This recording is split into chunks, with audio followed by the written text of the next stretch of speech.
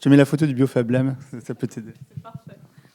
Bon, bonsoir à tous. Donc, moi, je m'appelle Diane. Je vais vous présenter le BioFab Lab. Donc, depuis 2011, le BioFab Lab fait partie intégrante en fait, d'Artilect. Depuis, c'est devenu une section qui est, en fait, porte des projets qui ont un lien avec les sciences du vivant, la biologie et l'écologie. Alors l'idée de cet espace, c'est vraiment basé sur l'échange, le partage des connaissances, et donc il n'y a pas de prérequis obligatoire pour venir nous rejoindre sur des projets ou de nouveaux projets.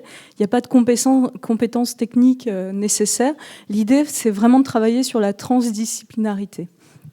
On a un certain nombre de machines maintenant. Alors ce sont des machines soit faites par nos soins, soit récupérées, et donc il y a un gros travail de référencement des machines, de les réparer, de voir si elles fonctionnent, et d'écrire des notices pour les rendre accessibles au plus grand nombre. L'idée, alors comme le disait Nicolas, c'est que dans les Fab Labs, l'idée c'est de fabriquer des choses. Et Neil Gershenfeld, qui est le fondateur du premier Fab Lab, dit une chose qui est très intéressante, c'est-à-dire que le simple fait de fabriquer quelque chose plutôt que de travailler pour gagner de l'argent et consommer est déjà un fait intéressant. Et donc nous, ce qui nous intéresse au BioFab Lab, c'est de fabriquer des choses, de les produire et aussi de les faire pousser. Et donc de produire des choses vivantes aussi. Et c'est ça qui est intéressant. Et de fait, le fait de faire des projets, de faire des choses devient légitime. Alors je vais pas, en 5 minutes, je ne vais pas vous développer l'ensemble des projets qu'il y a au sein du BioFab Lab. Je vous invite à nous rencontrer peut-être après la présentation ou aller sur notre stand pendant le festival. Donc le stand est tout au bout de la halle, juste avant la salle de conférence. On développe différents projets. Donc il y a de l'aquaponie, il y a de la culture de champignons. À savoir que le champignon, une fois sec, peut en fait constituer un biomatériau entièrement biodégradable. Il y a de la culture in vitro par micro-bouturage d'orchidées, de plantes carnivores. Il y a de la culture de papier bactérien. Il y a de la bioluminescence, des organismes bioluminescents, donc des organismes qui produisent de la lumière d'une façon naturelle. Et il y a aussi un dernier projet autour du biogaz. Et ça, pareil, l'association qui s'occupe de ce projet-là sera présente pendant le festival et s'occupera, à côté des toilettes sèches, de revaloriser la matière organique. Pour finir sur ces projets, forcément, là, on travaille avec du vivant. Et donc, s'accompagne en fait une réflexion au sein de l'équipe. Et là, pour le coup, on fait aussi un appel à compétences de gens qui veulent nous rejoindre pour réfléchir sur l'éthique. Et cette réflexion, elle s'inscrit dans une charte plus générale des Fab Labs sur l'idée de réfléchir sur l'impact de la technologie sur notre quotidien, dans la société, etc. etc.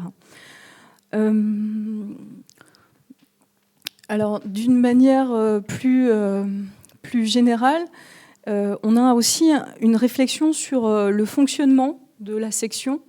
Et donc là, pour le coup, on se base sur un fonctionnement dérivé des techniques de gestion collective. Donc, on privilégie la transversalité, la prise de décision au consensus, quand cela est possible.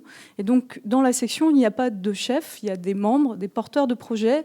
Et donc, l'idée, c'est vraiment de laisser la place à chacun, de pouvoir, d'une part, trouver sa place, de réaliser les projets, de faire ensemble, etc. etc. Nous pensons que la doocratie, en fait, le fait de la fécratie, a ses limites aussi, dans le sens où les limites, forcément, c'est le respect aussi du projet des autres. Et donc, nous, on se base vraiment sur générer des projets open source, des projets aussi qui ont une ouverture sur l'action collective. Et donc, c'est pas pour rien aussi que le BioFab Lab participe à différents projets intersections. Et là, je vous invite pendant le festival à venir visiter le tunnel luminescent, où là, il y aura différentes installations de différents membres de différentes sections sur des LED, de la luminescence, et aussi donc, les organismes bioluminescents dont je vous ai parlé. Donc il y a des algues et des bactéries qui produisent de la lumière. C'est assez sympathique. Donc voilà. Dernière annonce, en fait, j'ai le plaisir de vous annoncer qu'un nouvel espace du BioFab Lab va se créer dans l'espace intersection.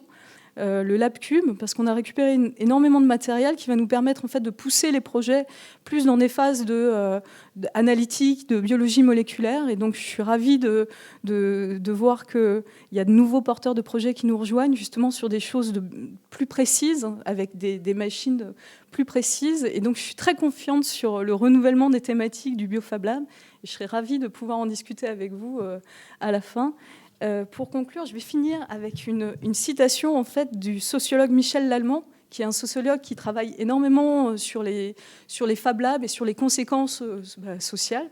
Et donc, ce sociologue dit « L'utopie n'est pas à prendre comme un idéal irréalisable, mais comme un monde tangible où s'inventent d'autres possibles. » Et donc, je serais vraiment ravie de discuter avec vous et de vous convaincre qu'au BioFab Lab, on expérimente justement ces autres possibles avec différents projets qui peut-être semblent décalés, mais qui sont complètement réalisables. Et je vous remercie pour votre attention. Merci.